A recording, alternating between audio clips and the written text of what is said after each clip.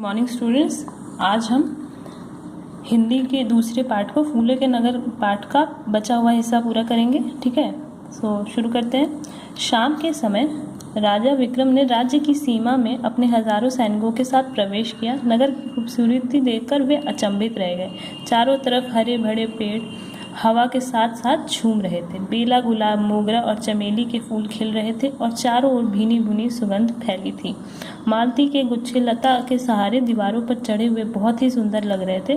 उन्हें कुछ पलों के लिए ऐसा लगा मानो वो फूलों के जादुई संसार में आ गए हैं। तभी उनके सेनापति ने कहा, महाराज अब हमें आक्रमण करना चाहिए। ठीक है, तो शाम के समय जो राजा विक्रम थे वो राज्य की सीमा में दाखिल हुए अपने हजारों सैनिकों के साथ। लेकिन वो नगर की खूबसूरती, जो इस नगर की खूबसूरती थी, उसको देखकर अचंभित, हैरान रह गए। ठीक है, चारों तरफ हरे भरे पेड़ों की हवा थी, फूल थे प्रकार प्रकार के, बेला, गुलाब, मोगरा, चमेली और मालती के गुच्छे दीवारों पर चढ़ रहे थे। तो यह सब देख के वो मंत्रमुग्ध हो गए। ठीक है, तभी सेनापति ने कहा कि महाराज अब हमें हमला कर देना चाहिए। तो फिर राजा विक्रम ने क्या बोला, हाँ हाँ क्यों नहीं, कहते हुए विक्रम सेना सहित आगे की ओर बढ़े। जैसे ही सेना आगे बढ़ी, लाखों मधुमक्खियों ने उन पर धावा बोल दिया। जैसे ही सेना आक्रमण करने के लिए आगे बढ़ी, लाखों मधुमक्खियों ने उन पर क्या किया, हमला कर दिया, धावा बोल दिया। सैनिकों की तलवारें भी किसी काम की नहीं रही। मधुमक्खियों ने पूरी सेना को काट काट कर लहूलुहान कर दिया। ठीक है, तो अब सैनिक मधुमक्खियों से, तलवारों से तो लड़ नहीं पाए, तो क्या किया, मधुमक्खियों ने उन्हें काट काट कर लहूलुहान कर दिया। वे जान बचाने के लिए वापस भागे। इसी बीच मधुमक्खियों ने विक्रम को काट लिया।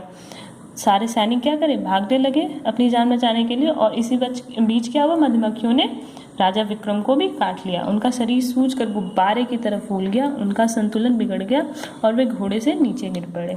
ठीक है, जब मधुमक्खी ने राजा विक्रम को काट लिया तो वो उनका संतुलन बिगड़ गया और वो घोड़े से नीचे गिर गए। उनका सिर किसी नुकीली वस्तु से टकराया और वे बेहोश हो गए। होश आने पर उन्होंने स्वयं को राजमहल में पाया। राजा शौर्य उनके माथे पर प्यार से हाथ फेर रहे थे। विक्रम की आंखों से आंसू बह निकले। वे रुधे गले से बोले, मैं तुम्हें जान से मारने आया था और तुमने मेरी रक्षा की। शौर्य उसके आंसू पोंछते हुए बोला, मैंने हमेशा गुरु जी की सीख पर अमल किया है, ऐसा ही मेरा धर्म है।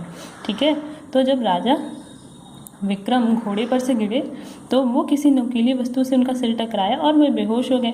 और जब वो होश में आए तो उन्होंने क्या पाया कि वे राजमहल में, राजा शौर्य के राजमहल में हैं और राजा शौर्य उनके माथे को सहला रहे हैं। यह देखकर विक्रम की आंखों से आंसू बह निकले और उन्होंने बोला कि मैं तुम्हें जान से मारने आया था और तुम मेरी रक्षा की, तुमने मुझे बचाया। तो शौर्य ने आंसू पोंछते हुए बोला, उनके आंसू पोंछते हुए बोला कि मैंने हमेशा गुरुजी की बात मानी, क्योंकि उन्होंने हमेशा अहिंसा का पाठ सिखाया था।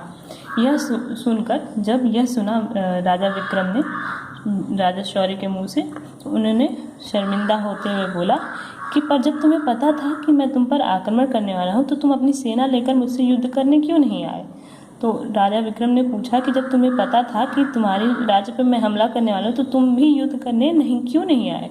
तो इस पर शौर्य मुस्कुराते हुए बोले, मेरी मधुमक्खियों की सेना गई थी तो तुमसे लड़ने, और देखो उन्होंने मेरे वर्षों पुराने मित्र का एक बार फिर मुझसे मिला दिया। ठीक है, तो राजा शौर्य ने बोला कि मेरी मधुमक्खियों की सेना गई तो थी, भले मैं अपने सैनिकों के साथ नहीं आया, लेकिन मधुमक्खियों की सेना ने तुम पे हमला तो किया और उन्होंने मुझे तुमसे भी मिलवा दिया, वर्षों पुराने मित्र को तुम मुझसे मिलवा दिया। शौर्य ने विक्रम के चेहरे पर अचरज के भाव देखकर कहा, तुमने देखा कि मेरे राज्य में हर कदम पर वृक्ष फूलों से लदे हुए हैं और उनमें सैकड़ों मधुमक्खियों ने अपने छत्ते बनाए हुए हैं। जब तुम्हारी सेना आई तो मेरे सैनिकों ने गुललों से छत्ते पर पत्थर मारे और छिप गए। गुस्से में वह सारी मधुमक्खियां तुम सब पर टूट पड़ी। शौर्य की दूरदर्शिता और सूझबूझ देखकर विक्रम हैरान रह गए और बोले, मुझे माफ़ कर दो मित्र। ठीक है, राजा विक्रम को शौर्य की बात समझ नहीं आई। तब राजा शौर्य ने समझाया कि देखो, जब तुम्हारे सैनिक मेरे राज्य में आए तो मेरे सैनिकों ने क्या किया, जो मधुमक्खियों के छत्ते थे उनको गुलेल से मारा। तो जो मधुमक्खियाँ थीं वो गुस्से में आकर तुम्हारी सेना पे हमला कर दिया उन्होंने, और मेरे सैनिक छुप गए। ठीक है, और तब यह दूरदर्शिता मतलब दूरदृष्टि देखकर राजा शौर्य की यह दूरदृष्टि देखकर राजा विक्रम बोले कि मुझे माफ़ कर दो मित्र। ठीक है, उन्होंने राजा शौर्य से माफ़ी मांगी। यह सुनकर शौर्य बहुत प्यार से बोले, मैं तुम्हें खाली हाथ नहीं जाने दूंगा, क्योंकि मैं तुम्हारे राज्य की सारी स्थिति जानता हूँ। तुम जितना चाहो उतना धन ले जा सकते हो, किंतु अपने साथ बोरों में फूलों फलों के बीज भी तुम्हें ले जाने होंगे। तुम मिट्टी में इन्हें दबवा देना, ताकि जब मैं तुम्हारे यहाँ आऊँ तो तुम्हारे राज्य को खूब हरा भरा पाऊँ। तो यह जब राजा विक्रम ने उनसे माफ़ी मांगी राजा शौर्य से, तो राजा शौर्य ने कहा कि मैं तुम्हारे राज्य की स्थिति के बारे में जानता हूँ।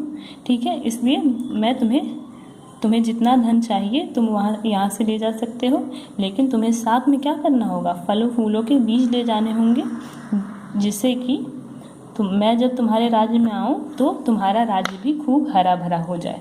विक्रम अपने मित्र शौर्य के प्यार को देखकर खुशी के मारे रो पड़े और बोले, मैं भी अपने राज्य को तुम्हारे जैसे ही फूलों का नगर बनाऊंगा। दोनों मित्र खिलखिलाकर जोर से हंस पड़े। उन्हें हंसता देखकर सभी हंस पड़े। बाहर फूल हंस पड़े, पक्षी हंस दिए और भीनी भीनी महक चारों ओर फैल गई। तो यह प्रेम देखकर विक्रम अपने मित्र शौर्य का यह प्रेम देखकर खुशी के मारे रो पड़े और उन्होंने बोला कि मैं भी अपने राज्य को फूलों का नगर बनाऊंगा। इससे चारों ओर खुशहाली फैल गई। तो इस पाठ से हमें क्या सीख मिलती है कि हमें हमेशा अहिंसा का पाथ चुनना चाहिए, वह ज़्यादा सजग होता है, और हमें प्रकृति का भी ध्यान रखना चाहिए। ठीक है।